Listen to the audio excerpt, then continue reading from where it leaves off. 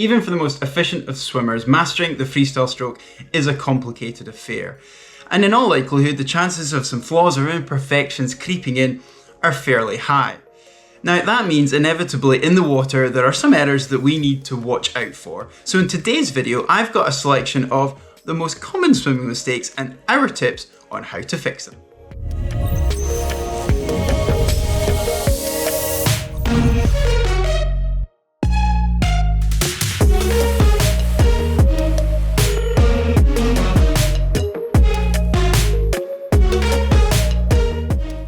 Now let's get started with one of the trickier problems, and that is a dropped elbow, which is going to have a significant impact on the propulsion that you're able to get through the water. So in order to have a nice and high elbow and a proper catch, I talk about a visualization concept that I like, plus we run through some drills and equipment suggestions that are going to help you utilize those larger muscles that will help you propel you through the water. In order to propel yourself efficiently through the water, you need to catch it with your palm and your forearm. If you drop your elbow, you're going to be losing all of that water. And also, by keeping your elbow high, you'll help to engage your lat muscles, which are the really big, powerful ones. Yeah, and once you manage to get a good, efficient catch in the water, you're definitely going to see some real improvements to your swim times. So, what you need to do to try and think about having that good catch in the water is have a slight bend to your wrist, which will promote your elbow to stay high. And then what I really like to think about is if there's a barrel in front of you and you're really trying to go over the top of that barrel, and if you think about that when you're swimming, it really makes you think about that elbow being up and your catch being strong. Yeah, and a couple of drills that are really helpful for that doggy paddle, because you can literally see what you're doing in front of you, starting with that wrist bend, and then also mid-scull, so sculling with your forearms out in front, keeping the elbow high, and again, if you've got your head in the water, you can see what you're doing.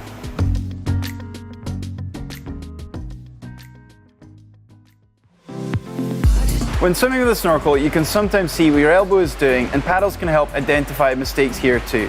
If you take off the second strap that sits by your wrist, then your paddles are likely to come off if you're excessively dropping that elbow. Now we think that sculling and doggy paddle are two great drills to help you focus on keeping that elbow nice and high and also making sure you engage the right muscle groups. So you've worked hard to fix the front end of your stroke and get good propulsion there. So losing some of that by cutting the exit point short is the last thing that you want to do. However, we've talked through some simple drills that you can think about to execute and complete stroke from the start to the finish, and the first of those involves a kickboard. If you have done all of the hard work, caught the water, propelled yourself through the water, you want to make sure that you're doing that through the entirety of the stroke.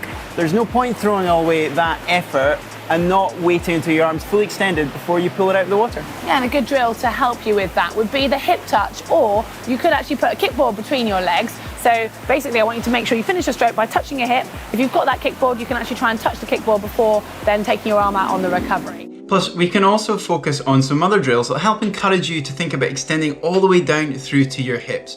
And we've got a few of those for you to think about here. So try doing a few strokes when you brush your leg with your hand as you finish the pull and begin the recovery. And note the point on your leg. And you can simply check by placing your arm by your side and seeing if that's a similar place, or in fact, you are actually taking your hand and arm out of the water too soon and losing that last part of propulsion. Now, if you feel that you're cutting your stroke short, a drill that we like to talk about is a Superman drill, where we've got one arm extended out front, the other arm down by our side, and then we do 6 kicks and then we swap that over. And this will really force you to finish each stroke at the very end. Yeah, so it's simple and effective because you've got that 6 kick time when your hand is by your side to just reiterate where it needs to finish. And also it's one stroke at a time, so you've got more time to concentrate. Okay, next up is snaking. And you'll often hear this referred to as the crossover or overreaching effect, which results in a wiggling motion in the water, moving you from side to side rather than directly forwards. So to avoid you falling into this trap, Heather and I have talked about ways to solve the snaking problem and keep you swimming in a straight line. Now for the single arm drill, we're obviously just going to have one arm swimming at any time, which allows us to focus on keeping our head movement to a minimum, and also it lets us really think about where we're putting that hand entry in. Now to start off with, we're going to have our non-pulling arm extended out in front of us, which acts as a guide and allows us to stop having that other entry crossing over too much. We can progress the single arm drill by then taking that resting arm away and popping it down by our side. And then that allows us to focus a lot more on rotation, which helps with our breathing too. And we also have some drills for you to think about, and those can include single arm work and some catch-up. Sticking with the concept of using one arm at a time and having one arm there to guide you, this leads us on to catch-up. So for this, push off the wall with both arms extended and then leave one arm out extended whilst you take a full stroke with the opposite arm, and not until you get back to the start do you then take a stroke with the other arm. Now you continue this for the whole length, but do make sure you still concentrate on rotation, as it can start to cause you to flatten your stroke out a little. And following on from that, a problem that often goes hand in hand with snaking is a flat body, where there's just no obvious rotation to the stroke. Now, having a flat body or a lack of rotation often goes hand in hand with snaking, as we're naturally overcompensating for that inability to get a good catch. Now, you might often find that if you're struggling to turn your head enough to catch a breath, or even you're not managing to utilize those big lat muscles, these are often likely causes of you sitting too flat in the water. Adding in rotation will naturally take the pressure off your shoulders, as well as allowing the front of your stroke, so your catch and your pull, to become more efficient. Now, some of the drills we've already talked about will help with this, as will side rotated kick. Now, this is basically kicking on your side so you're facing the wall or the lane rope, and it's an over-exaggerated movement, so hopefully when you return back to your normal stroke, you'll end up naturally having more rotation. And to help eliminate the rotation that is needed to avoid a flat body, Heather has a set of drills here for you to include in your sessions. Rotation is definitely one of the keys to having an efficient swim stroke. Now, although a flat body in the water might look nice and streamlined, in reality it's really going to restrict your range of motion through your shoulders. And what it will definitely do is restrict your ability to breathe easily, because there's so much further to have to get your head to get out of the water, right? Yeah, when it comes to rotation though, it still needs to be your full body, not just your shoulders. Otherwise, that could lead to snaking, which is another problem we'll come on to in a moment. But a couple of drills that can help you with this. Pop fins on, because it does make it easier for this first one. I call it Superman. I'm not actually sure its official name, but if you have one arm out in front, one arm by your side, and then you're kicking on your side, so the shoulder is up facing the ceiling, and you're horizontal to the wall or the lane rope, and rotate back to look at the floor, and then rotate back again. And imagine your body is a log and your hips and shoulders have to move simultaneously. And the other drill is a bit of fun. Just make sure you don't get dizzy on this one. It's the corkscrew drill, when you're doing one stroke front crawl, one stroke backstroke, and you're rotating your way down the pool, and flip around and go the other way, and you make sure you won't get too dizzy.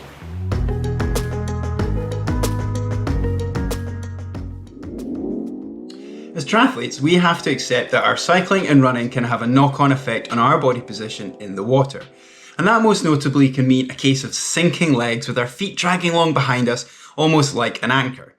So to tackle this, firstly Heather talks about how we need to think about our head position. Now, picture your body like a seesaw. So if one end goes up, the other end must go down. And if your head is too high, then automatically your hips and legs are going to sink, making it much harder to keep your body in a horizontal position and your legs close to the surface. Then if you flip that around and have your head too far down or buried into the water, you could actually run the risk of your hips and bottom being too high in the water to be efficient, as well as obviously creating too much drag at the front of your stroke. Play around with positioning your head lower in the water and feel the effect on your hips and legs. Aim to look 1 to 2 meters ahead of you, or at a roughly 45-degree angle, and think of the waterline as coming just above your hairline as a guide. And linked to head position, Mark discusses how a lack of rotation can create a sinky leg scenario, and advises the ideal drill to combat it.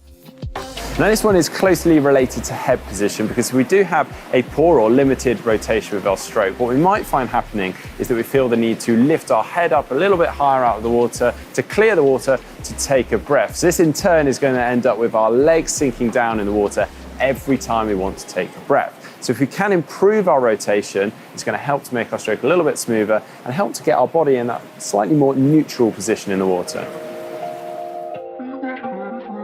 So the 6 kick, 1 pull drill can really help with this rotation. Start with one arm extended and one arm by your side. Turn your body to face the wall or lane rope, with the extended arm being underneath and the resting arm facing the ceiling. Take 6 kicks in this position, then pull with the extended arm whilst taking the other to the front and rotate onto the other side. Repeat this down the rest of the length. Now there's no escaping the fact that swimming is a technical sport with countless errors that can trip us up in the water. So please let us know in the comments section which of these mistakes maybe resonated the most with you, and how helpful you found our suggestions for improving your technique. We'd certainly love to get your thoughts. And hopefully you've enjoyed this video, so please hit that thumb up like button, and don't forget to subscribe to our channel on YouTube.